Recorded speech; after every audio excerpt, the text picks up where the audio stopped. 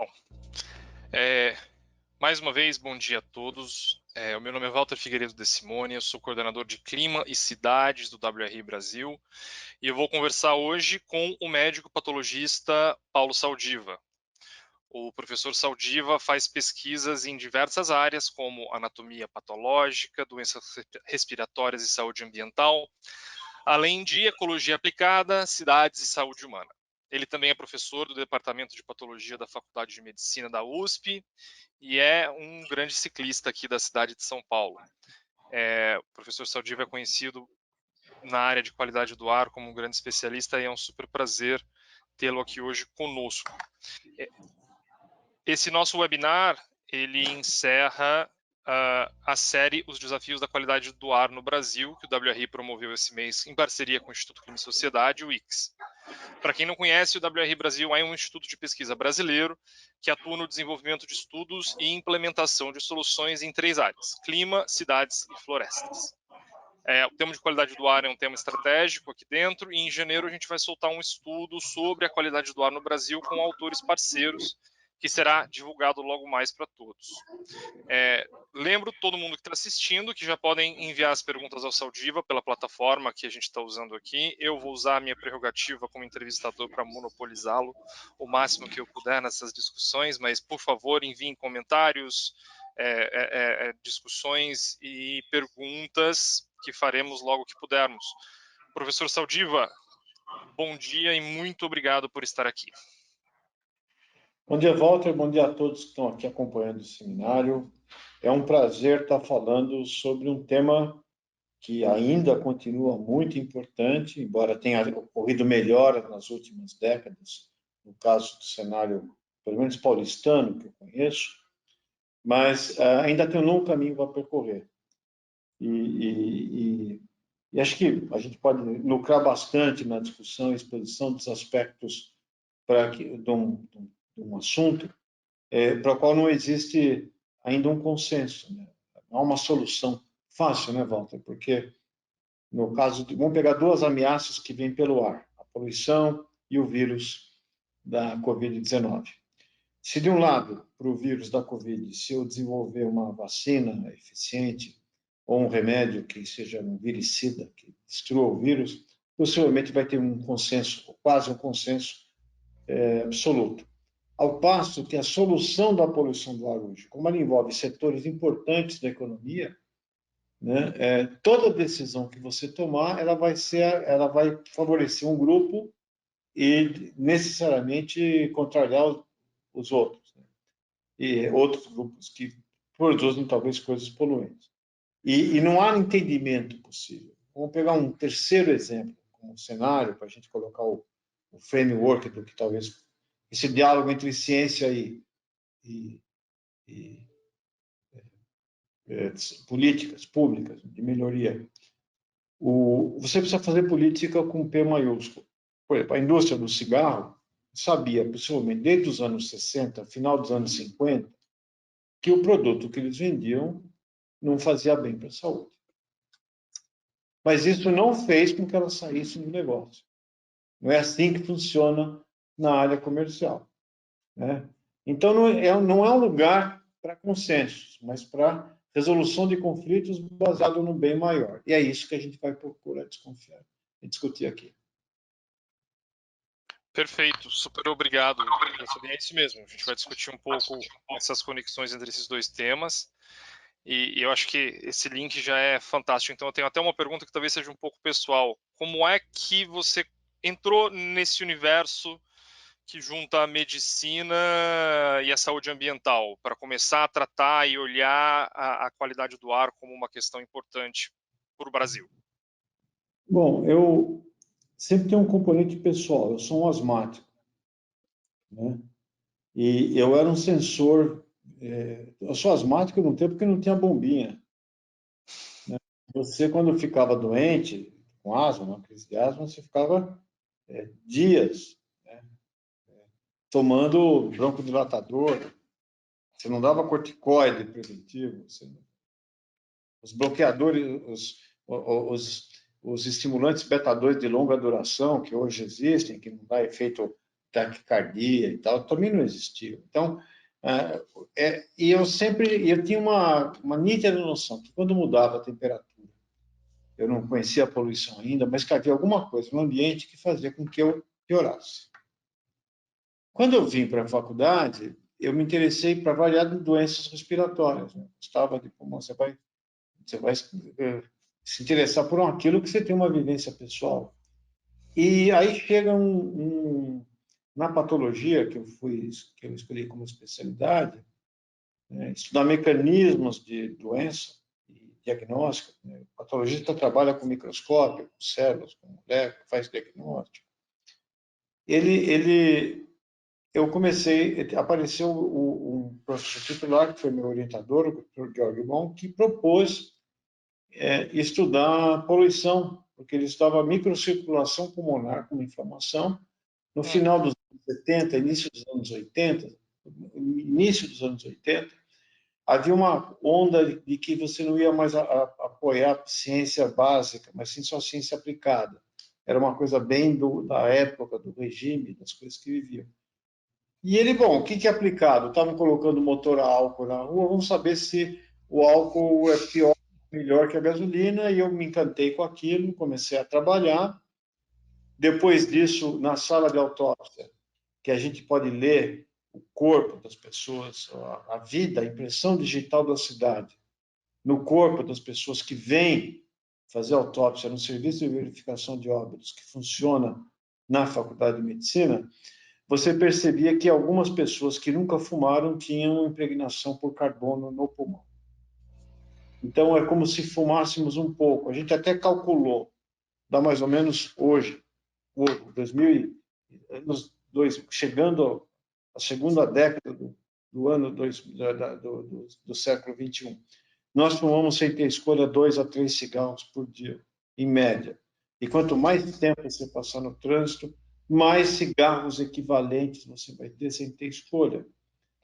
Então, nós começamos para fazer estudos de animais de laboratório, que era toxicologia inalatória, para estudos que tinham uma base epidemiológica, séries de tempo, como fomos talvez o primeiro grupo na América Latina a fazer séries de tempo relacionando variação de poluição com internações e mortalidade.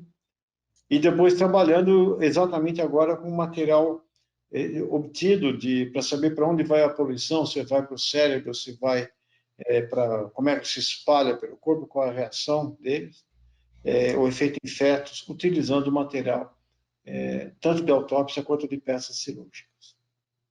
Eu me lembro muito bem de uma afirmação que você fez numa outra conversa, que acompanhando esse histórico de São Paulo e esse trabalho que você faz com autópsias, que hoje é muito mais difícil identificar o pulmão de um fumante ou simplesmente alguém que está no trânsito, né?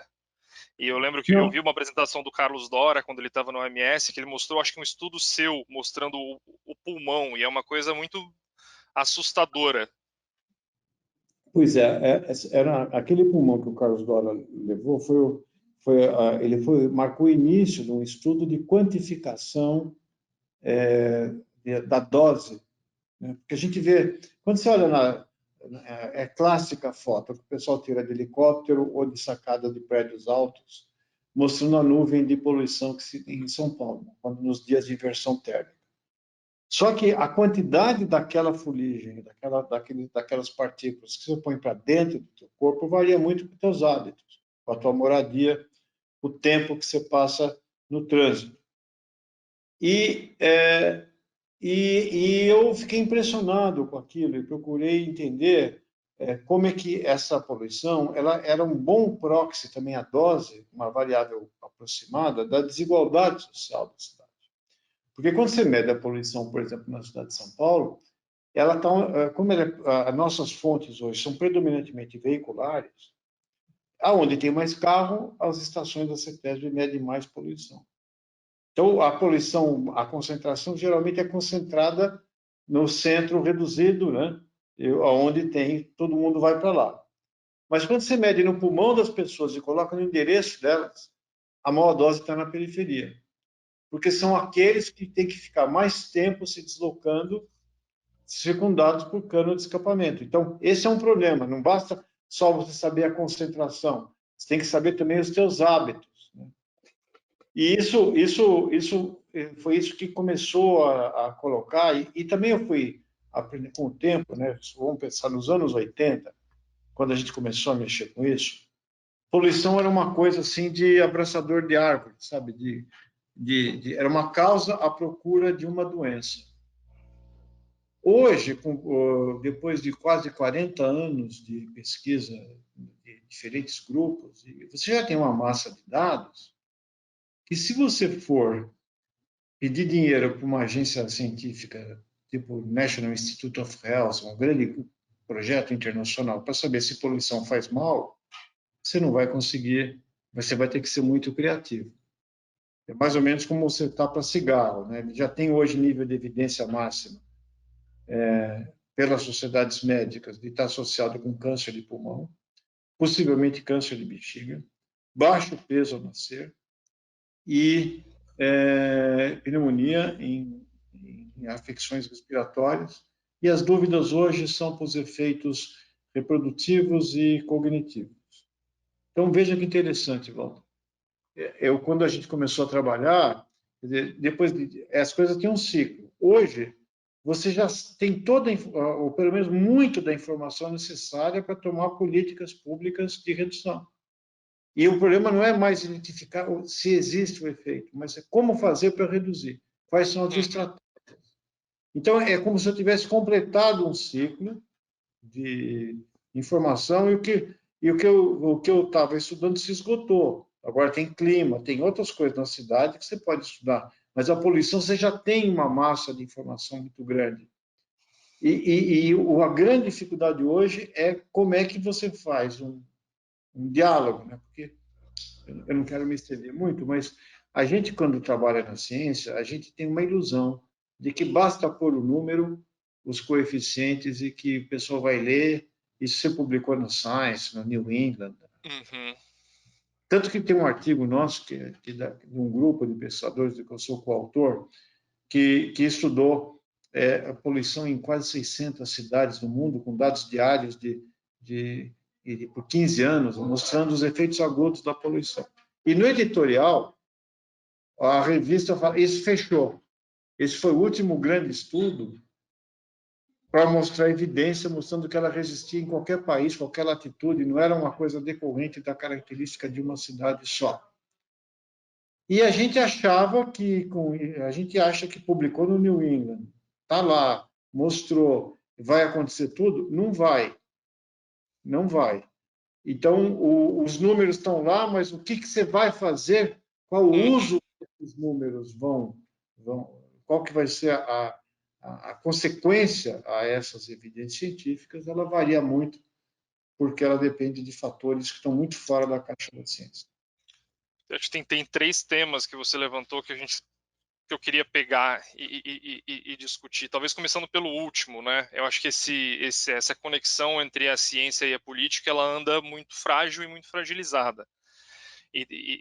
Quando a gente trabalha em mudanças climáticas, eu acho que um processo um pouco similar aconteceu. Os cientistas tinham certeza, sabiam, tinham os dados, sabiam o que ia acontecer e eventualmente se viam frustrados quando aquilo não virava política pública, quando aquilo não se transformava em realidade, né?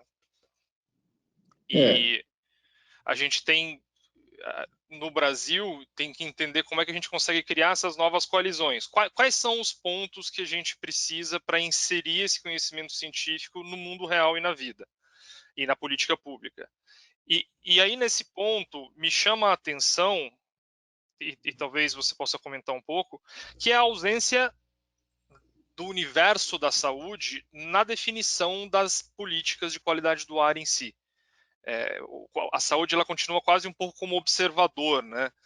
Me parece que o tema de qualidade do ar me parece um tema muito ambiental, estrito sensu ainda, e a saúde no máximo tem um lugar de observador.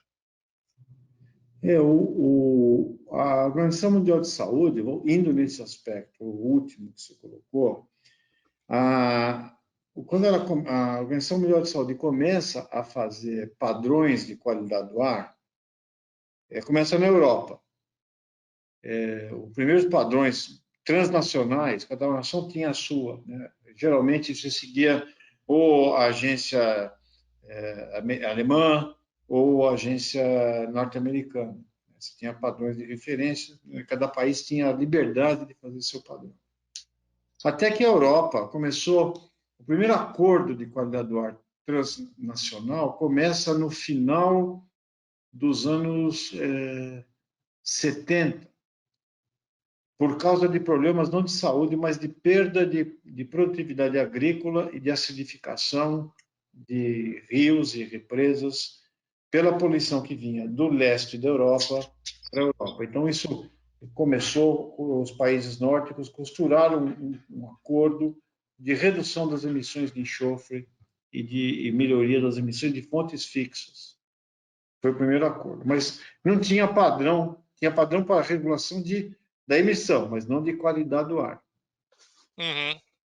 A Organização Mundial de Saúde faz o da Europa, se eu não me engano, em 2002. E aí ficou chato, né? Porque quando você olha o mapa da poluição, a Europa não está na frente, tá? É o Big South, né? África, Ásia e América Latina. Então ficou meio chato que a Organização Mundial de Saúde, só o escritório europeu tivesse feito isso. E eles então montam o primeiro padrão global, recomendação global, em 2005, no qual até fiz parte do comitê que ajudou a elaborar esse padrão. E agora está revendo um outro agora em 2020, Uhum. que eu também vou estar lá, possivelmente fazendo parte da elaboração desses padrões. E então a saúde subiu tarde, sim, nessa questão. E no clima, então, mais ainda, né? Porque o clima, quando você vai ver a participação da saúde, ela tem muito mais gente da física, muito mais gente da química atmosférica, muito mais gente de meteorologia do que propriamente gente da saúde falando sobre isso. Tanto que agora que começa a articular grandes redes para medir efeitos de temperatura em si, né? Ou seja, o aquecimento não é só deslizamento, inundação Uhum. ou ação de vetores, ela também tem os efeitos da temperatura em cima do nosso corpo. Sim. A saúde, então, está indo. De um lado, ela ficou atrasada. Embarcou, foi aquele que chega atrasado no trem ou no avião, fechando a porta, senta e fica com o tempo se recuperando o fôlego. Do ponto de vista dos cientistas, por que eles. Tem um aspecto que é dos próprios cientistas. Né? As regras para medir a produtividade científica não incorporam a produção de políticas públicas, o STS. Né? Eu falo isso muito pela universidade que eu trabalho, onde a progressão é feita muito mais baseada na qualidade dos periódicos, da quantidade de recursos que você colocou, do número de orientados que você fez, da qualidade do curso de graduação que você dá, mas não tem, embora se diga que é importante, não existe essa régua para medir esse tipo de atuação. Né? Do outro lado, existe um despreparo brutal dos nossos governantes. E porque a poluição é difícil de você, como eu disse, visualizar. Os efeitos são de longo prazo, Uhum. né? E existe sempre aquela dificuldade de você tomar medidas impopulares, entrar em bola dividida. Não é o forte da nossa política entrar em bola dividida. Vamos pegar por exemplo, a concessão da frota cativa de ônibus de São Paulo, que não era para usar mais combustível fóssil. Uma lei era para entrar em 2018 nessa concessão que a Uhum. gente mais. Pô, nosso parlamento passou um pano nisso, a Câmara Municipal, e adiou isso para sabe lá quando. Né? Então, o porquê? Porque você vai se confrontar com um empresário, com um setor articulado. Para o empresário, ele tem um ônibus diesel, depois de 10 anos, ele vai vender esse ônibus, que não pode mais circular, venceu o contrato, ele vai ser vendido para uma outra cidade, então ele tem um reforço de caixa. O diesel é subsidiado, se for elétrico, você vai pagar tarifa de pico, dependendo da bandeira que está, né? Você vai pagar mais ou menos. Então, existe, não, e você não computa as perdas de adoecimento, os custos diretos à saúde e por morte prematura, que superam muito esses benefícios. Então, isso, você precisa ter um nível de sofisticação e num momento onde, digamos, o almoxarifado de competência nos nossos parlamentos, o indivíduo ele vai querer se eleger, ele vai trabalhar, ele vai fazer o bem desde que não comprometa a sua elegibilidade. Então, com isso, você sempre vê um representante distrital que vai ficar aonde você tem seus votos e trabalhar por ali, e as políticas mais longas, mais integradas, ficam comprometidas.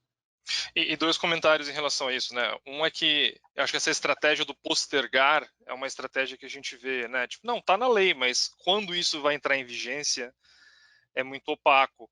Acho que o mesmo se aplica ao próprio padrão de qualidade do ar no Brasil, que tem as suas fases, mas quando essas fases vão entrar em vigência, quais serão os gatilhos para que elas entrem, quais sistemas de avaliação, não está definido, né?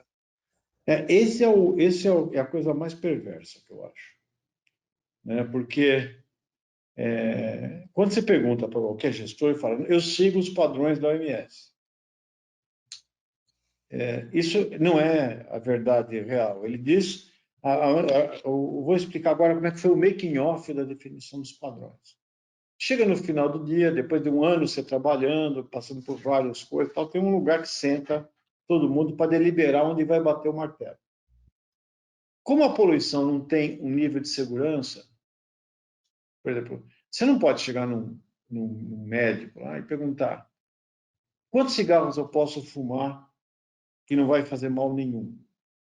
É impossível de responder, porque depende dos seus genes, das doenças que você cometeu. Então, tem gente que pode fumar até mais de 100 anos. O Niemeyer fumou charuto até mais de 100 anos, nosso arquiteto.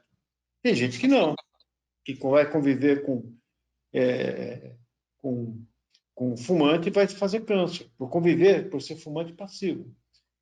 Tem a idade, né? Um feto, por exemplo, que está se desenvolvendo, se exposto ao tabaco, ele vai ter um efeito maior, é uma janela de vulnerabilidade. Então, não existe, quando você olha em termos populacional, essas diferentes suscetibilidades individuais, quando somadas, você tem um não nível de segurança, um nível que você pode tomar que não vai acontecer nada. Isso era muito difícil para alguns países entenderem, porque a gente queria colocar, os cientistas queriam colocar inclinações, tangentes de curvas dose e resposta, o que é incompreensível para a maior parte das pessoas. Então, a solução de compromisso foi pegar e fazer 5 categorias, que é uma regra de 3. Mas o que está escrito é quanto o ideal é que você chegue aqui, mas tem etapas intermediárias e sai assim, ó. Se você estiver nesse padrão, você tem um aumento de tanto de mortalidade. O que os nossos governantes falam, assim, nós estamos seguindo o MS, e a gente fixou naqueles vários padrões, tem o mais alto, né, o nível pior, depois vem um pouquinho melhor, até chegar no ideal. Nós estamos no penúltimo, lá em cima. Então ele falou: vamos definir o padrão aqui, porque a gente já atingiu esse. E não define o prazo. Então, quando você vê que o ar está bom pela legislação brasileira. Então, mais ou menos, alguém definiu que a pressão arterial média legal, a pressão arterial devia ser 12/8, né? Mas que se você é hipertenso, se você tiver 13/9, você vai ter um risco menor. Então a gente fixou que o normal é 13/9. E é uma ilusão de que nós estamos estar seguindo. avançando também, né? Está avançando. E é basicamente a mudança desses padrões, a não definição do prazo, ela é forçada porque no CONAMA o setor de saúde apanha de goleada nas votações. Ele sistematicamente ele quer colocar prazos e metas e toma absolutamente o terceiro setor e a saúde perde, e na composição nova do CONAMA, então, é bem pior. Quer dizer, não tem a menor possibilidade da saúde ter voz no CONAMA hoje. E eu acho que o segundo ponto que eu acho que você levantou na conversa anterior é a invisibilidade dessas questões, né? Ao contrário de países como China e Índia, onde a coisa não é aquela coisa que literalmente está escancarada, o Brasil ainda sofre com essa invisibilidade. No estudo que a gente fez, olhando um pouco o histórico, e aí talvez você pode me confirmar, me parece que o grande marco foi Cubatão. E Cubatão era uma coisa visual, com uma narrativa que capturou, né, eu acho que o coração e a mente tanto da população quanto dos políticos, e que fez, né, com que houvesse um salto legislativo. Algumas coisas saíram de lá. E me parece que desde então a característica mudou. Não é só aquela coisa de grandes indústrias poluem. O transporte de carga, o carro, a moto, as queimadas que estão cada vez mais ubíquas no Brasil, a queima de lixo em terreno baldio, tudo isso virou muito mais parte do dia a dia. E isso não fica computado e a gente não tem as ferramentas para lidar com isso. A Cubatão criou o licenciamento, toda essa ideia de ter uma coisa um pouco mais estruturante. Essa impressão, ela é real? Lógico, e bem porque o Cubatão era fonte fixa. Nenhum cidadão ia ter que mudar seus hábitos por isso. Quer dizer, então, era fácil apoiar, porque você estava pegando grandes corporações e enquadrando, né? Então, é mais fácil você resolver um problema de poluição de fonte fixa, porque você tem um CNPJ, você consegue pôr as pessoas poluidoras ao redor de uma mesa e discutir com elas. O problema da poluição do ar veicular e dessas pequenas fontes que estão aí é que ela é pulverizada e ela tem, digamos, isso demanda uma mudança cultural.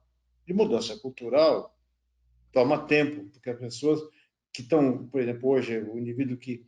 Eu me lembro quando começou por corredor de ônibus na cidade de São Paulo, eu vi isso tanto na empresa. Eu gosto muito de rádio, né? Eu sou fissurado em rádio. E mesmo nos grandes noticiários, dependendo da estação, tem, mas se dizia que os corredores de ônibus estavam atrapalhando o trânsito. Uhum. E isso mostra que havia uma cultura de que a rua, as pessoas foram criadas, que a precedência era o carro. Aliás, isso acontece não só no uso do viário, na poluição do ar, no tempo semafórico, né, para pedestre, para faixas de pedestre. Quer dizer, a gente ainda tem uma cultura de que o carro é o dono da cidade. Está mudando, né? Tanto que você vê que o apelo para a posse do carro vem caindo na população jovem. Né? Você quer usar o carro eventualmente, usar um aplicativo, está caro também manter um carro. Tá? Um carro, você tem alugar uma garagem, manter uma garagem. Então, a tendência que na Europa começou antes, né, está chegando agora. Mesmo nos Estados Unidos, a procura de pessoas que querem tirar licença de carta de motorista quando chegam na idade vem caindo, né, na pátria do automóvel. Então, eu acho que está melhorando, mas é um processo lento. E você lê isso no mercado imobiliário. Quando, antigamente, nos anos 80, quando eu comecei a trabalhar com isso, ainda tinha aqueles grandes suplementos de domingo com o caderno de moda. E você via que os grandes atrativos eram o número de dormitórios e o número de vagas na garagem. Sim. Hoje não. É a proximidade da estação tal do metrô, da terminal tal ou do parque tal.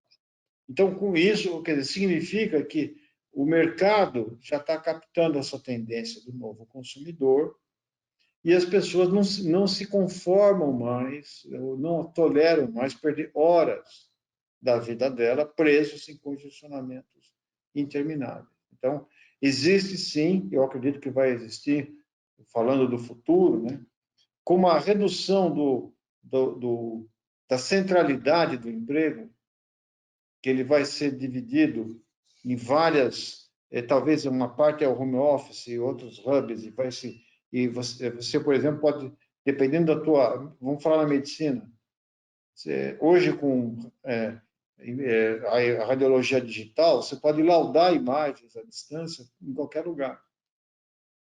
Você vir para o hospital, ficar na terminal de um computador, você pode fazer isso fora, e assim, com várias reuniões de várias empresas. Então, vai diminuir uma pressão, né, o que eu chamo da hipervalorização de alguns territórios. E vai sobrar espaço para o adensamento. Então, só complementando, nós estamos falando de coisas que, para quem não quiser depois entender, eu sou fã de uma economista que foi prêmio Nobel, a Elinor Ostrom. A Elinor Ostrom, ela ganhou o prêmio Nobel em 99 de economia, dizendo que o mundo não está preparado para a valorização de commons, e sim só de commodities. O conhecimento é um common.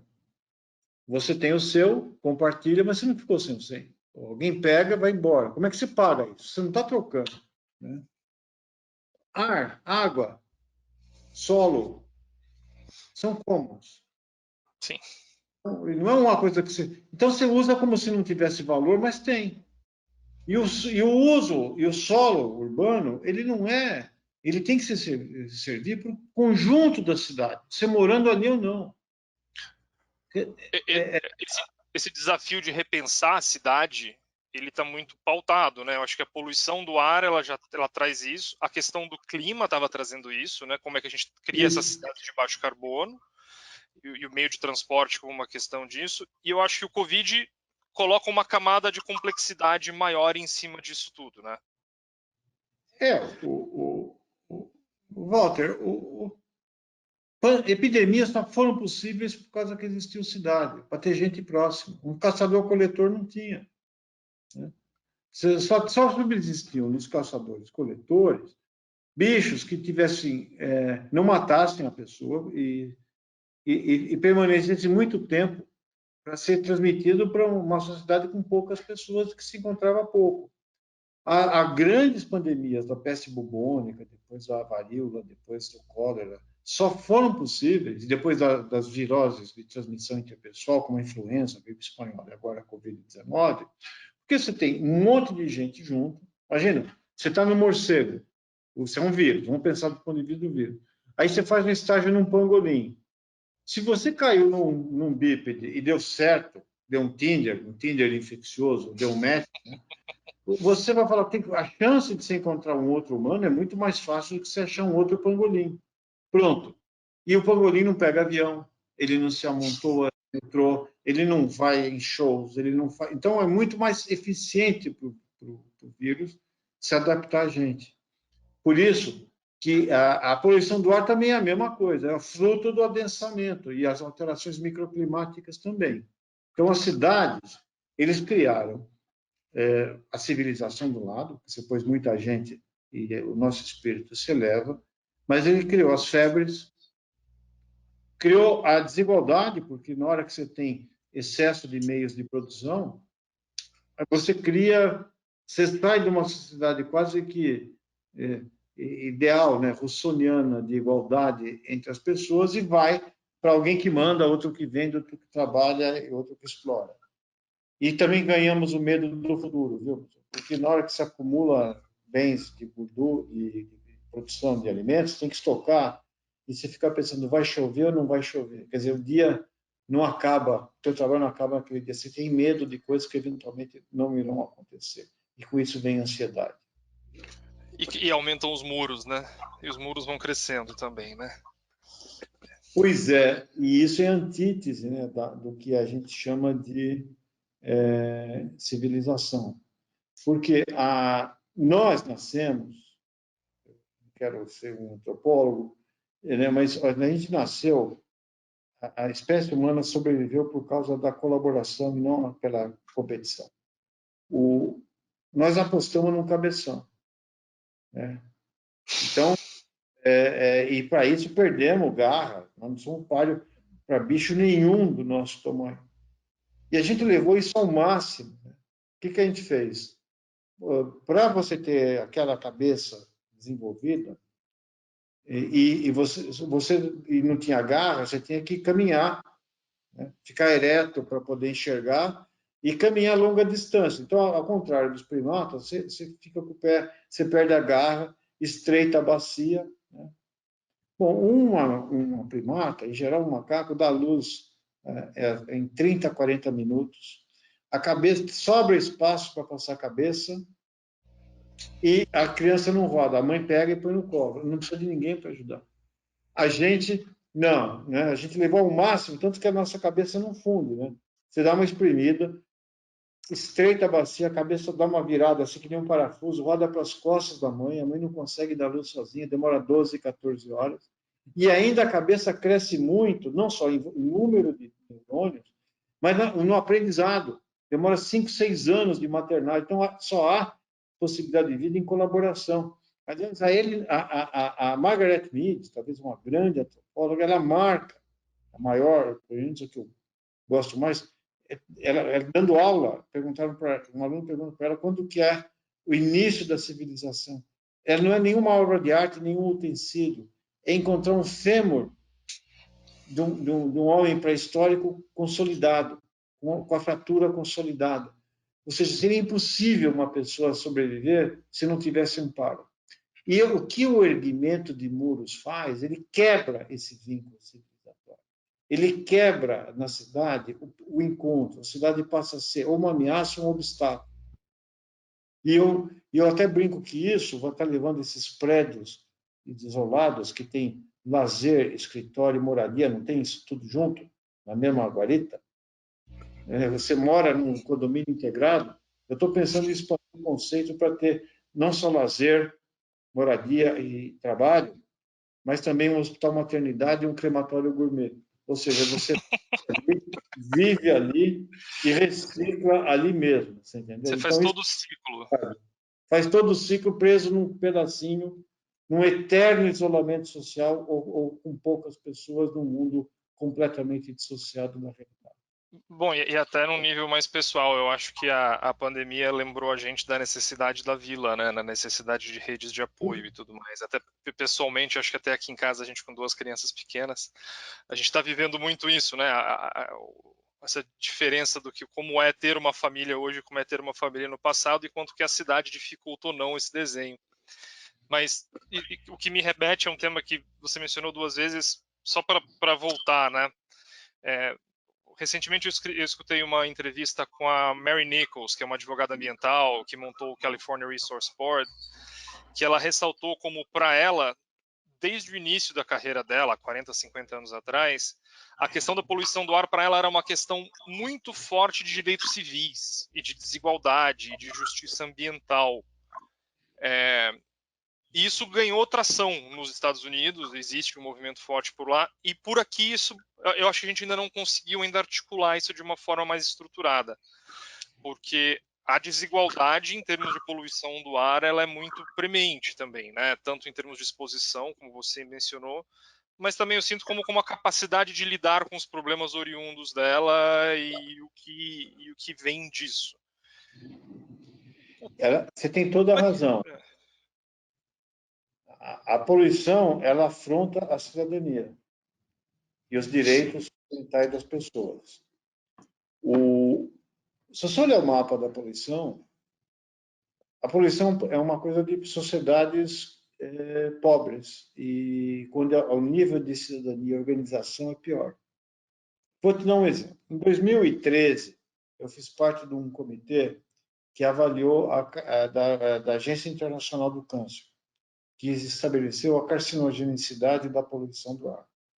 Éramos 20 e poucos pesquisadores, trabalhamos um ano.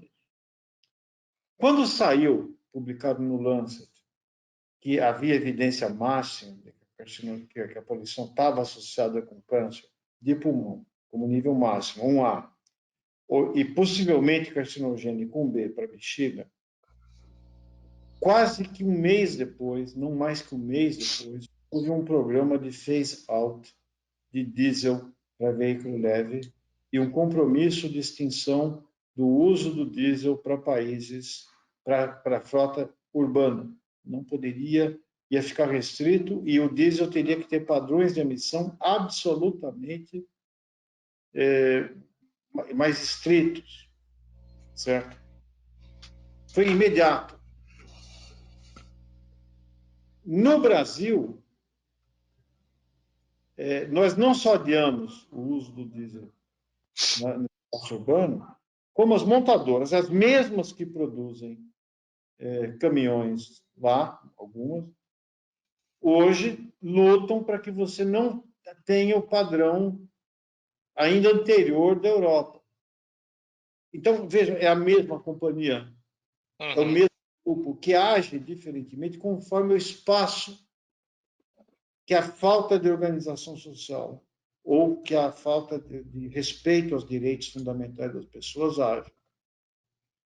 Então, esse é um fenômeno claro. Então, isso acontece, então, em escala nacional, continental, norte, a Europa versus Big South, a Califórnia com demais os Estados Unidos, onde existem essas variações. E a gente, dentro das cidades, as pessoas que menos podem, elas têm, no caso da mobilidade, elas têm não só mais dose de poluição, como mais perde tempo do seu dia. A velocidade de uma cidade, que a gente chama de velocidade social ou efetiva, um conceito de um geógrafo chamado Paul Tranter, ele define a velocidade do modal não como distância sobre tempo da viagem, mas distância sobre o tempo total, que é o tempo da viagem, mais o número de horas do dia que você teve que trabalhar para pagar aquele deslocamento. Então, se você ganhar, por exemplo, um salário mínimo e não tiver vale transporte, você vai gastar 2 a 3 horas do seu dia só pagando de ida e volta. Então, a tua velocidade social é um marcador da desigualdade de acesso à mobilidade ao uso do espaço urbano. É fantástico esse conceito. A dimensão que é facilmente, porque você põe o preço da viagem de relação à renda per capita, quanto que ele representa do tempo de trabalho, acrescenta isso no tempo de viagem diário. A única coisa que aproxima pessoas de diferentes níveis socioeconômicos da velocidade, que não tem a diferença de velocidade social, é mobilidade ativa, a pé e bicicleta, que o custo é baixo. Então, é um instrumento de equidade social nessa história. Então, você vê que aliás, essa era uma coisa legal da WRI fazer, calcular a velocidade social dos diferentes níveis socioeconômicos das pessoas. Seria uma forma muito visual para saber em quilômetros por hora, né, e quanto que o transporte como a cidade ficou desigual em termos de mobilidade. E isso é uma coisa que mostra que todas essas políticas de desigualdade, e a poluição é um subproduto disso, elas afetam, para variar, predominantemente quem é mais pobre. E é fascinante como o transporte ativo, que deveria ser esse grande conector da cidade, dificilmente, ele certamente é o que menos recebe investimento público, ele certamente é o que menos recebe atenção pública. E como as pessoas moram longe, fica cada vez mais difícil o uso deles como principal meio de transporte para chegar no trabalho, para chegar na escola, né? Então, eu vou lembrar de um exemplo, veja como pode ser mudada essa história. As primeiras academias ao ar livre que aconteceram aqui no Brasil foram em Londrina. O prefeito viajou, tinha uma metalúrgica meio falindo na cidade, ele mostrou para o cara produziu, e acho que eles fizeram 5 ou 6 iniciais. As outras 10, 12, quem pagou foi a Unimed, de Londrina.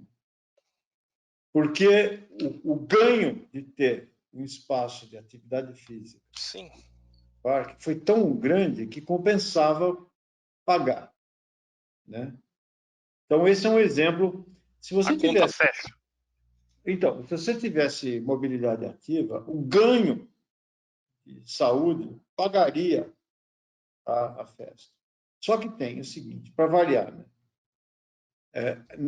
Eu ando muito na cidade, o pessoal chama de cidade quando aparece novela, aparece a Paulista, a Ponte Estaiada, no Rio de Janeiro, Zona Sul, Leblon, mas a cidade real é outra. Né? Sim. Chamam essa de cidade cenográfica. Eu saio aqui da Doutor Arnaldo e vou pela Paulista até o Bexiga, onde eu moro. Tal. Bom, nessa cidade cenográfica, o tempo semafórico na Paulista é absolutamente...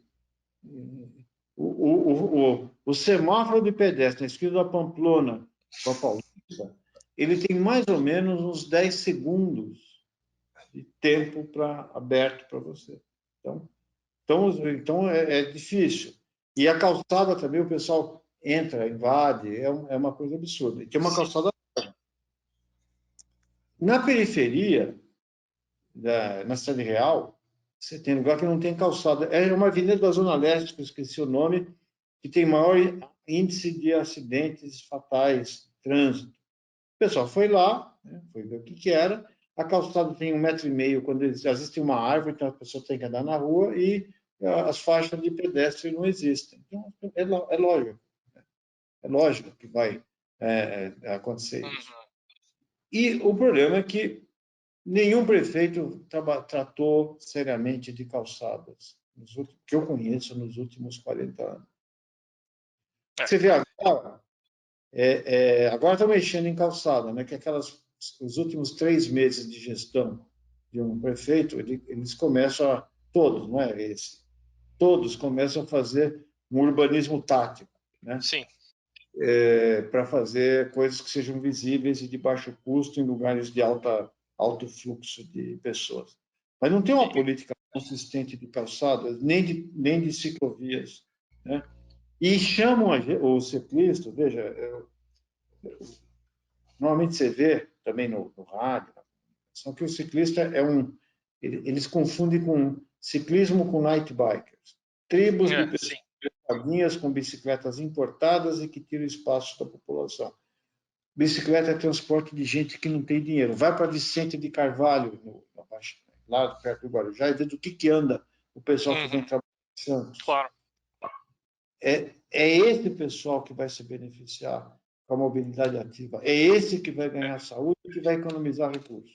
E só recentemente eu acho que existe um movimento novo de grupos pelo transporte ativo, né? Eu acho que a Cidade Ativa, Corrida Amiga, Sampapé, o Bike Anjo, está crescendo, né? Eu acho que esse é um movimento que está crescendo. Mas tem uma pergunta boa aqui do Ricardo Oliveira, acho que ele ficou preocupado. Ele fala assim: eu utilizo a bicicleta como meu meio de transporte desde 1994 no Rio de Janeiro. Quer dizer que eu estou tão mal quanto um fumante?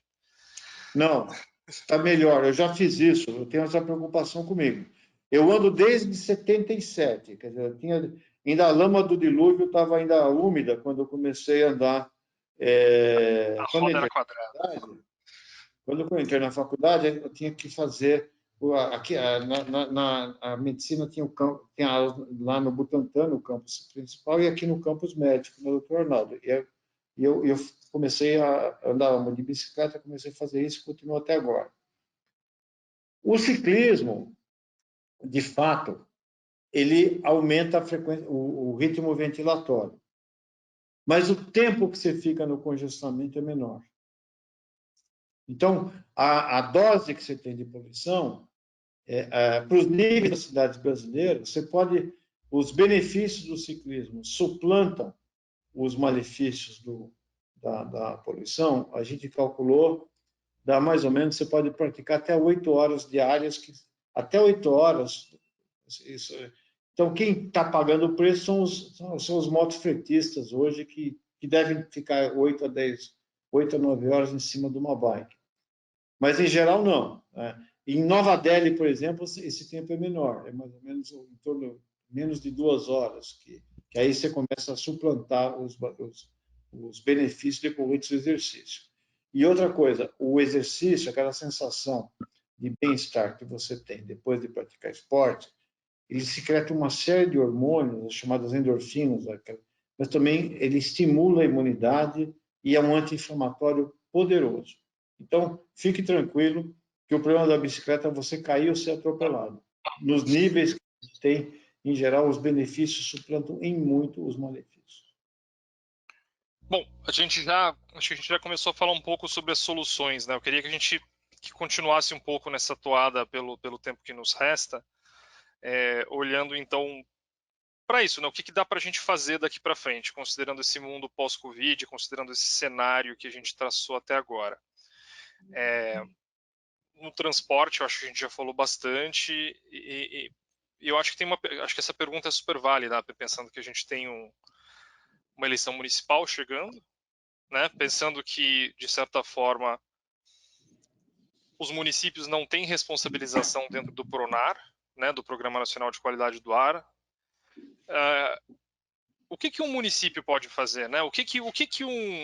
Se o professor Saldiva tivesse uma varinha mágica e pudesse elencar 2, 3 medidas para a gente focar nos próximos 4 ou 8 anos, para um município, um prefeito com o seu legislativo, com a Câmara dos Vereadores, para a gente começar a lidar com a questão de qualidade do ar, e eu acho que é super válido dizer, em especial para a periferia. Né? Eu acho que em especial para quem está morando na periferia de cidades como São Paulo, mas de cidades de todo o país. Por onde começar? Eu ia falar que a primeira medida, se tivesse essa varinha de condão, era colocar fluoxetina na cantareira para diminuir a depressão que eu tenho, porque eu tenho visto as campanhas de vereador, né, do que vai nos dirigir, e o que aparece lógico que tem exceções, mas o que você escuta no rádio é de chorar, né? Então, vamos passar. Eu não quero transmitir as minhas frustrações para o pessoal mais novo, que tem jeito de resolver. Mas eu estou dizendo que a primeira seria essa, para ver se a gente aguenta melhor, consegue ter um ânimo melhor. Mas está melhor. Eu acho que a própria ideia de estímulo à mobilidade ativa, como você falou, né, ela não existia há 10 anos atrás. Então, está vindo um movimento bottom-up, e desde junho de 2013, o transporte coletivo virou pauta importante de eleições municipais e objeto de políticas e tentativas de melhoria. Se eu fosse prefeito e tivesse poderes mágicos, eu primeiro começaria um grande programa de calçadas na periferia. Melhoria da usabilidade da rua, disso. Eu teria, então seria a prioridade número 1. Uhum. O segundo seria trabalhar ativamente em um programa de bicicletas compartilhadas e também, por incrível que pareça, cadeira de rodas compartilhadas. Nos hospitais, eu vejo nos hospitais que a gente tem aqui, sabe essas bicicletas que se devia ter, que você tira? Devia ter cadeira de roda para levar da estação do transporte até os hospitais. Você pega um hospital importantíssimo na Zona Leste, o Santa Marcelina, para chegar lá, né, você tem um terminal, mas devia ter um sistema de mobilização que começaria por ali, que é o segmento mais vulnerável que são pessoas que precisam se locomover e que não tem nem carro nem mobilidade. Então, como é que você faz para dar amparo para essas pessoas que vão procurar atendimento médico? Né? Eu tentaria, então, fazer isso, melhorar esse transporte ativo e dar condições para que as pessoas com deficiência faria também um programa que eu chamaria de Geriatric Forensics. Quer dizer, quando o indivíduo cai ou é atropelado, cai da calçada ou atropelado, o objeto do estudo forense não é saber se o indivíduo caiu, teve uma fratura de crânio e morreu de hematoma. Isso é importante ter, mas você já sabe. O objeto da perícia devia ser o local do acidente. Se ele caiu no buraco da calçada. Por que ele caiu? A cidade está se preparando para o seu envelhecimento, né? Quer dizer, quais são os hotspots disso, né? E fazer a perícia e preparar a cidade para para essa situação. É impressionante como essa solução do transporte ativo, eu acho que ela vai de encontro direto a uma solução para a questão climática como um todo, tanto em termos Sem de dúvida. redução de emissões quanto de adaptação. O Alfredo Schwartz, que está acompanhando a gente, ele lembra que vários poluentes também são poluentes climáticos, vários poluentes locais também são poluentes climáticos, o ozônio troposférico, o carbono negro, eles contribuem para as duas coisas, então a gente consegue... E o que emite poluentes climáticos também emite poluente local, então você tem benefícios imediatos disso. O segundo passo seria transporte público de baixa emissão. Eu tentaria, sim, mas eu sou mágico, né? Eu posso fazer isso. Então, eu bato uma varinha e você vai ter, então, transporte. Por exemplo, eu teria transformado, por milagre, aquele terceiro corredor da Marginal do Tietê, e teria transformado em trem, que seria o custo muito parecido, porque tem um fenômeno conhecido desde da Pedra Lascada, da indução de tráfego. Você aumenta a largura do rolamento, e a consequência é que as pessoas vão morar mais longe ou vão usar mais o carro. Então, você pode fazer quantas pistas você quiser nas grandes rodovias que chegam a São Paulo, que o que vai acontecer? O indivíduo, em vez de chegar mais rápido em casa, por causa do preço do terreno, ele vai morar mais longe e vai sobreviver cada vez mais o sistema. Então, é como se a gente estivesse fazendo ponte de safena, desentupindo artérias obstruídas, e não controlasse o colesterol. Vai entupir de novo. Né? Quer dizer, aquela terceira faixa da Marginal não adiantou nada, o trânsito, a velocidade está igual ao que estava antes, né, da intervenção. E nós gastamos dinheiro ali. Né? Sem dúvida. Então, eu investiria isso rapidamente. E, sem dúvida, aí eu seria, como eu sou mágico, não seria deportado para Plutão, eu implantaria o pedágio urbano. Mas para investimento em transporte coletivo, né? Porque Londres, quando fez a restrição, e também taxa, né, à medida que você chega mais próximo, lógico que você dá isenção para as pessoas que têm isenções para isso, né? No sentido da pessoa que trabalha, né, ou que tem uma imobilidade, ele pode chegar com o seu carro quando necessário. Mas eu colocaria isso para investimento, para dar suporte financeiro para que a prefeitura pudesse investir em mobilidade de alta qualidade. Veja, a gente tem o BRT, por exemplo, é uma solução mais rápida que aquele que vai em cima, né? Aquele não tem um trem que não chega nunca, que está parado faz um tempão. É o fantasma do fura-fila do Celso Pitta. Exatamente. Aquilo ali deve transportar bem de 20 a 30 mil passageiros hora por sentido, se estiver funcionando bem. Um corredor de ônibus bom leva mais do que isso. Então, o que aconteceu é que fica lá em cima, um monumento, né? E também você não tira o espaço das... Você vê que aquele corredor que vai operado por ônibus, que vai lá para o Ipiranga, aquela que vai da Avenida do Estado, funciona muito bem. O corredor que vai com ônibus, com pneu. Então, eu para custear isso, eu faria transporte, eu faria pedágio urbano. Dois pontos política rápidos. Agressiva de recomposição de verde nos grandes corredores de tráfego. Sim. E tudo isso está na mão do prefeito, né? Eu acho que isso vai ser... 2 pontos em relação a isso. Eu acho que o primeiro é que o transporte público ele, de fato está ameaçado, né? A gente não pode esquecer isso. Então, e o pós-Covid ele cria mais uma incerteza. Porque uma coisa é um transporte público que funciona bem, que não está com superlotação. Outra coisa é um transporte público superlotado, preso no trânsito, sem faixa exclusiva, onde as pessoas passam horas e horas a 2 centímetros uma da outra.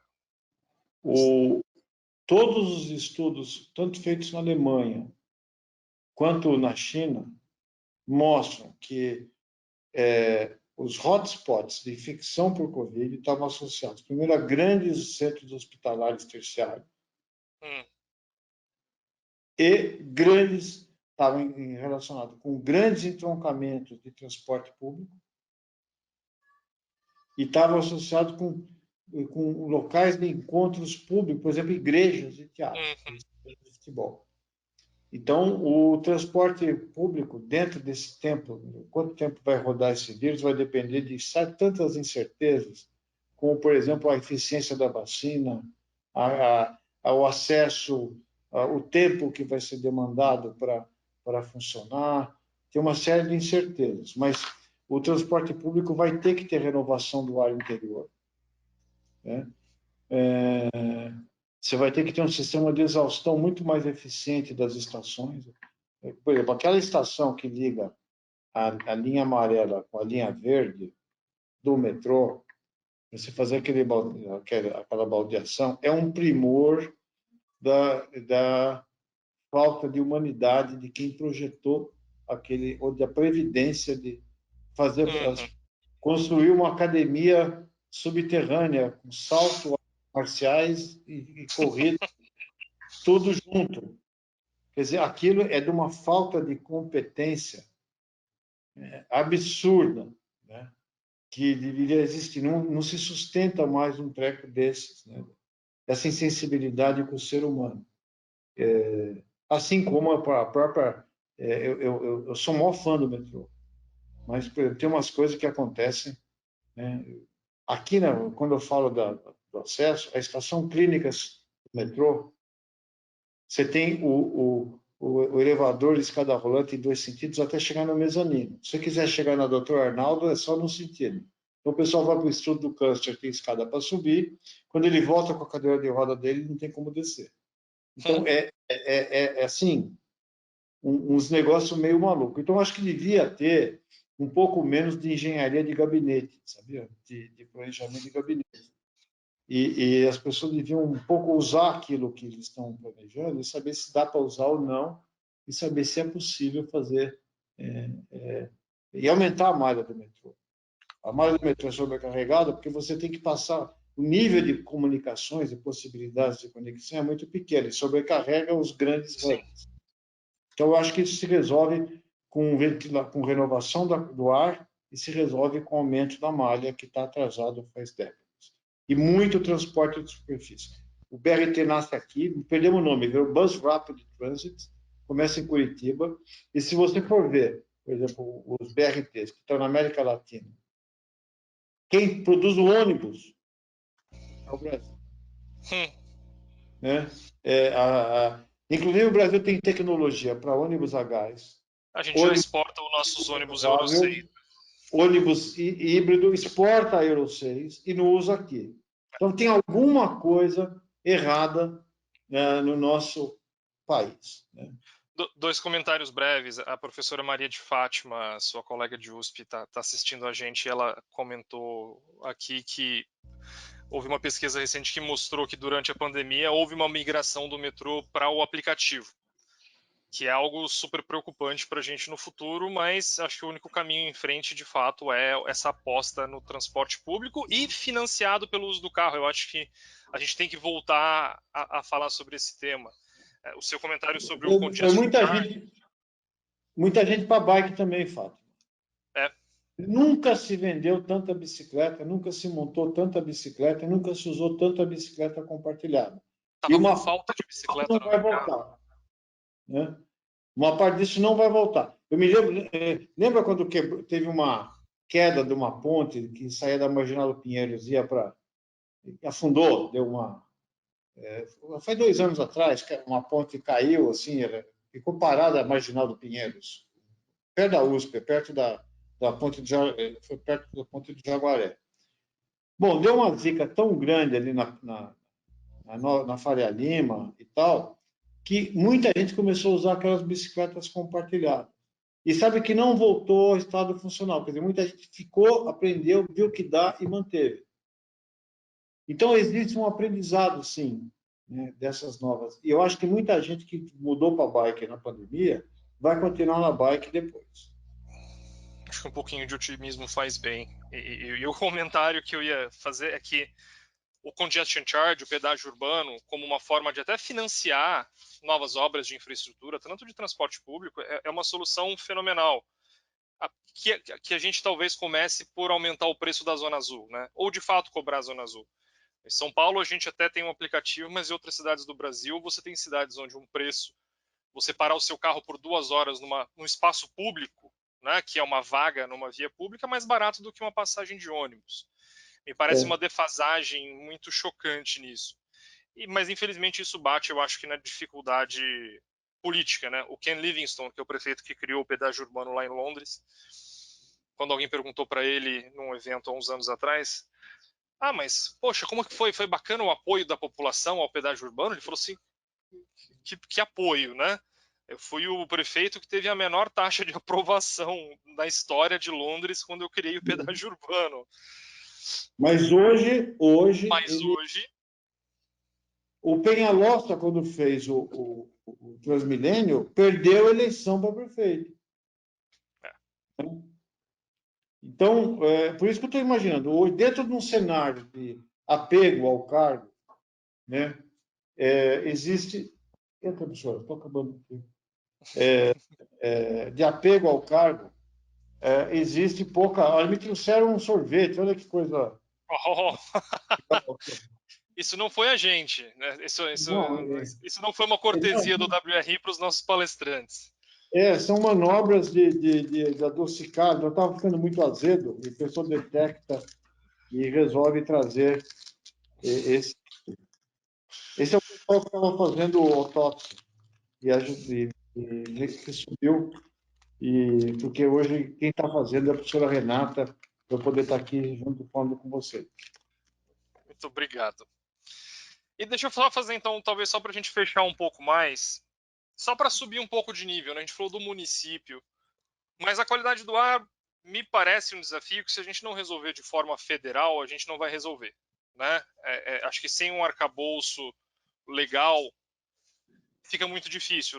O nosso estudo tá mostrando para a gente que a qualidade do ar ela é muito mais complexa do que ela inicialmente parece, né? Ela não é só indústria, ela não é só transporte, ela também é queimadas, ela também é queima de lixo, ela também é o uso de lenha dentro de residências. 3 milhões a mais de residências usando lenha para cocção entre 2016 e 2018, de acordo com o IBGE, o que é um número altíssimo, com um impacto de desigualdade também absolutamente fenomenal. E que a gente não necessariamente tem uma estrutura legal para conseguir lidar com isso. A gente está preso num arcabouço de política pública que ainda roda muito no infralegal, o que para algumas coisas adianta, mas para outras não. Mas que talvez a gente precise, sei lá, um Cleaner Act, né? Uma coisa mais robusta, uma coisa mais pujante. Por onde começar? O que é prioridade? Como é que a gente a gente está fazendo um upgrade na sua varinha mágica, pensando que antes ela só se aplicava ao município. Agora, se a gente puder olhar para o Brasil como um todo, município, estado, país, pensando no governo federal, por onde que a gente pode começar? E talvez um pouco de varinha mágica, mas talvez um pouquinho de pragmatismo também, né? O que dá para fazer? Na primeira conversa que a gente teve, a Isabela Teixeira, a ex-ministra, falou sobre a coalizão dos improváveis, né? Como a gente tem que trazer para a mesa alguns atores improváveis para a gente conseguir sair dos lugares onde a gente está. E eu acho que você mencionou algo parecido no início, de trazer mais algumas pessoas para a mesa. Então, por um lado, da varinha mágica, e por outro lado, um passo para a gente combinar aqui, eu, você, mais meia dúzia de pessoas, para a partir de janeiro a gente começar a fazer. Bom, eu vou começar sendo bem pragmático. Primeiro, eu começaria com as grandes regiões metropolitanas. Eu proporia a criação de um consórcio de gestão de bacia aérea das regiões metropolitanas, que congrega grande... Estou falando só da saúde, não estou falando da poluição como um todo, de áreas remotas e a domiciliar. Domiciliar, eu colocaria isso no colo da saúde da família, através de um programa de criação, se é inevitável usar combustível sólido pelos recursos eu faria que eles fossem pelo menos mais eficientes, né? Um programa de melhoria tecnológica e também seria uma prerrogativa do programa de saúde da família. Eu colocar isso na saúde, não no meio ambiente. Pelo tamanho, filho e tal. E eu faria um programa integrado de gestão de transporte, como se fosse um parlamento metropolitano. Aliás, no caso de São Paulo, vamos pegar que eu conheço melhor, você tem uma região metropolitana de São Paulo, mas ela funcionalmente está ligada à região metropolitana de Campinas, São José dos Campos, Sorocaba e Baixada Santista, Santos. Porque tem gente que trabalha em um lugar, migra para outro, quer dizer, é uma metápolis, é uma fusão de regiões metropolitanas, e se você resolver ali, você resolve já numa dimensão de espaço de gestão relativamente pequena, uma grande fonte de emissão e disposição. O Cleaner Act, ele seria o ideal, mas eu não vejo hoje na composição do CONAMA clima para isso. O CONAMA hoje, na atual composição, é como não apoio o meio ambiente. É isso que significa CONAMA, na atual composição. Então, eu acho que não vejo, por isso que eu preferia, acho que é mais fácil negociar com o prefeito em escala, tipo um C40 brasileiro, né? Uma confederação de atores municipais que se entendessem e fizessem projetos específicos para cada região metropolitana que tem as suas peculiaridades. Por exemplo, Manaus, o problema de mobilidade é um, né? Possivelmente Brasília vai ter outro, né? Brasília tem... Eu não consigo entender porque Brasília fez uma segregação que nem Soweto tem, né? Onde o plano piloto fica com tudo que é bom e você colocou a população que trabalha em cidades satélites separadas por quilômetros sem transporte coletivo eficiente. E com a impossibilidade de stand-up outro, né? Não, e não dá para... Não, aquilo ali é a cidade dos Jetsons materializada, que, aliás, o campus da USP tem similaridades também, né? Você imaginava que você ia ter uma malinha, quer dizer, aquilo ali é um erro, um equívoco, é subjugar a alma humana a um projeto arquitetônico, né? Isso não tem... É um tempo da arquitetura estética, né? Performática, que é bom de você ver de cima do avião, você vê bonito. Mas é completamente maluco aquilo. Bom, mas eu não quero... Não tem como voltar atrás. Está lá a cidade não vai sumir. Mas você poderia, pelo menos, ter melhorado a mobilidade de superfície, né, naquele negócio, de tal sorte que as pessoas permitem se você morar, se você trabalhar... Eu, quando ia muito ao Brasília, no Ministério da Educação, na CAPES, o que acontecia é maluco, porque o porteiro, para chegar lá na CAPES às 8 horas da manhã, ele tinha que sair da casa dele às 4, né? Então, então, eu acho isso não é só poluição, é perda de sono, perda da capacidade do cara investir nele mesmo, né? Dele melhorar como... Quer dizer, um jovem que tinha que passar por isso, trabalhar em cima, pagar os estudos, ele vai ter menor chance de se transformar numa pessoa melhor. Então, eu diria que eu faria uma C40, uma coalizão dos prefeitos dos secretários do meio ambiente, então, para fazer um plano de gestão desenhado para cada... eu faria isso em nível infrafederal. Não acho que vai dar jogo hoje na área federal qualquer atividade na atual composição. E eu acho que nesse sistema, dentro de um esquema local, a parceria com o setor produtor, né, de veículo, por exemplo, hoje um produtor de veículo limpo de transporte coletivo não tem vantagem nenhuma. Ele vai ter que exportar mesmo, né? Você não tem incentivo nenhum para o mercado de tecnologia limpa no Brasil. Então, eu acho que e não vai ter jeito. Não vai ter jeito, por quê? Quem produz petróleo é uma companhia com uma grande contribuição da participação estatal. Então, o governo não vai ser histórica. Eu me lembro da questão do diesel limpo. do diesel de baixo teor de enxofre. Nossa, na época, o governo federal, não estou falando só desse governo, não, o governo federal, ele basicamente, ele apoiou a Petrobras e dane-se. Então, eu acho que existe uma inconsistência. Eu acho que o exemplo deveria vir das cidades. Por exemplo, na climática isso aconteceu melhor. Por exemplo, as cidades se entenderam melhor do que países.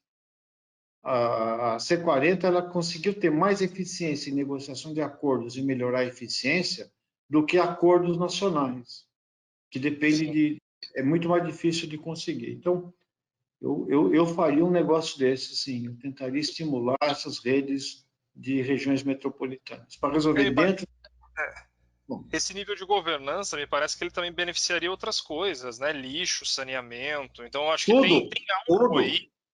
Tem um comentário aqui do Leonardo Faria sobre cidades que ficam um pouco mais distantes, que não fazem parte do conurbado, e que tem um problema de transporte, que o cara também depende do carro, né? Então também pensar sistemas de transporte público que vão um pouco além, que você possa pensar fora de um município, né? Então, o conceito de saúde urbana, eu faço parte, tem uma sociedade, uma tribo, que chama Urban Health. Né?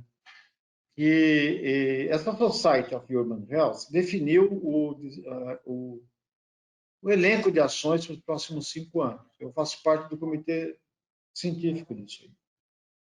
E o conceito de saúde urbana, ele saiu, antigamente era melhorar a saúde das pessoas que vivem na cidade.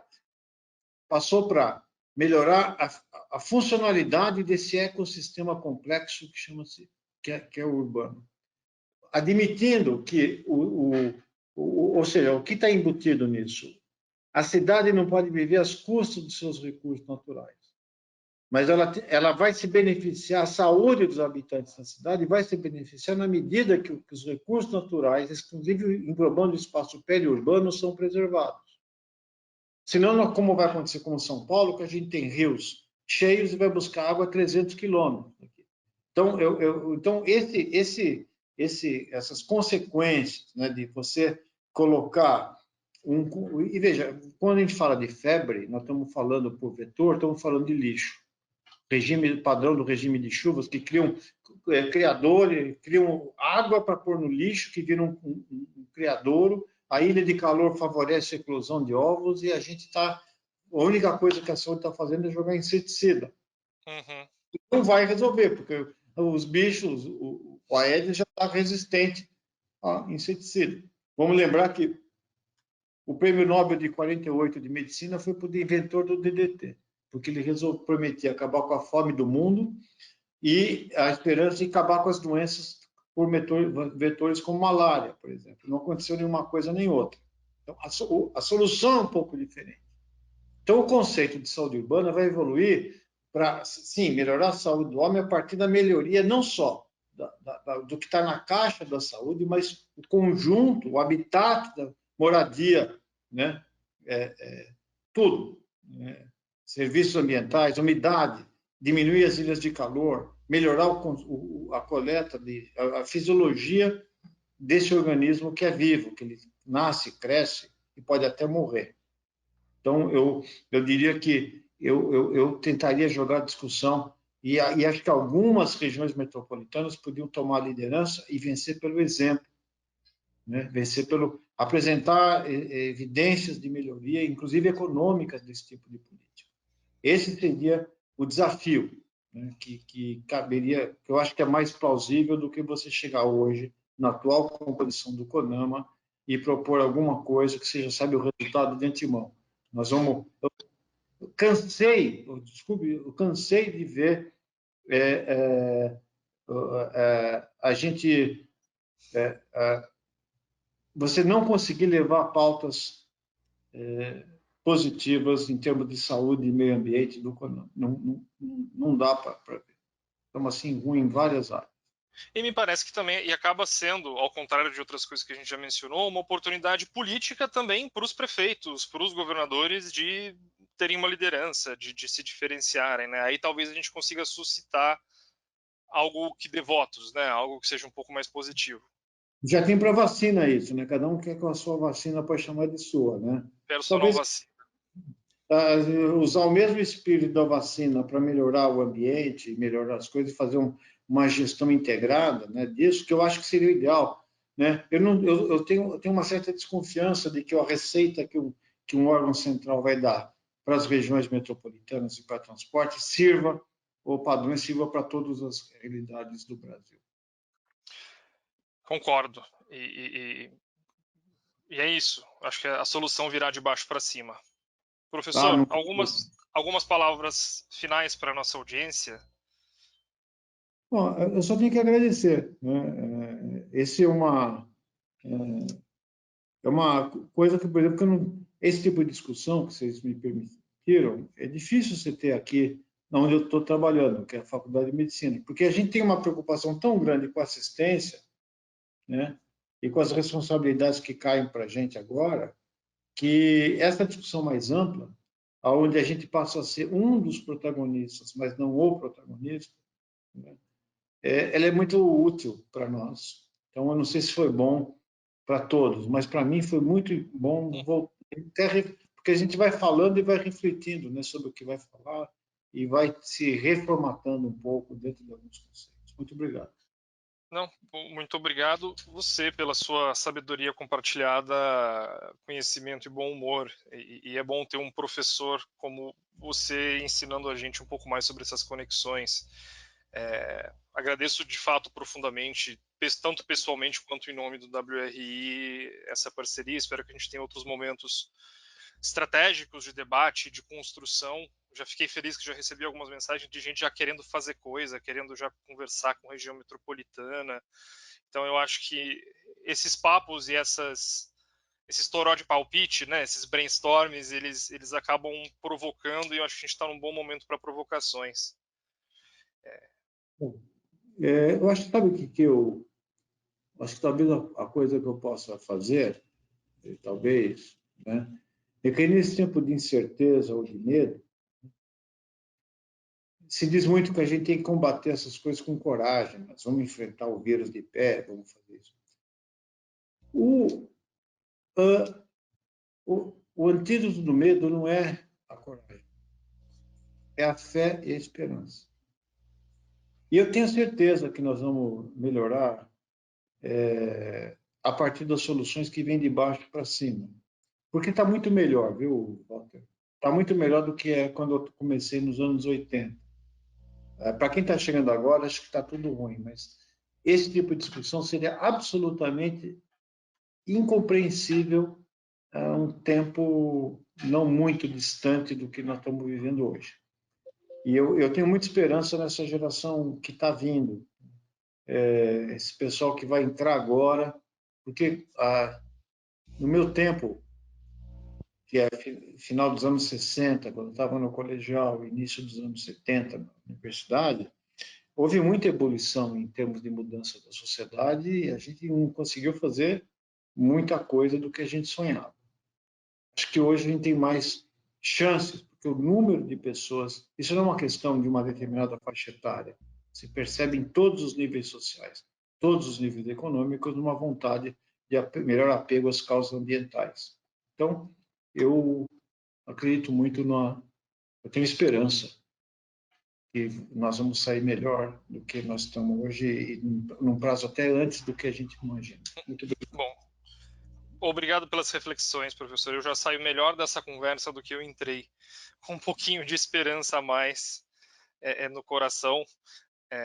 E agradecer você e também a parceiros nossos que nos ajudaram a chegar até aqui e construir essa série de discussões sobre qualidade do ar, o pessoal do Instituto de Saúde e Sustentabilidade, a Evangelina e o Hélio, pessoal da USP, professor Paulo Artacho, professora Maria de Fátima, Paulina Porto, do INEA, no Rio de Janeiro, o Rudy e o André Santana, do IEPS, a Ania Alencar, do IPAM, o Marcel, do IX, o pessoal do WRI, a Berta e a Thalita, que são coautoras do nosso estudo que vai sair, a Carmen, do CCT, a Camila, enfim, são tantos parceiros que ajudaram a gente a chegar até aqui. Eu acho que a gente, com uma coalizão como essa, eu acho que a gente tem muito a construir e muito a vencer. E com mentorias e sinalizações como a sua, como com tanta clareza e eu acho que também fé, esperança e coragem também,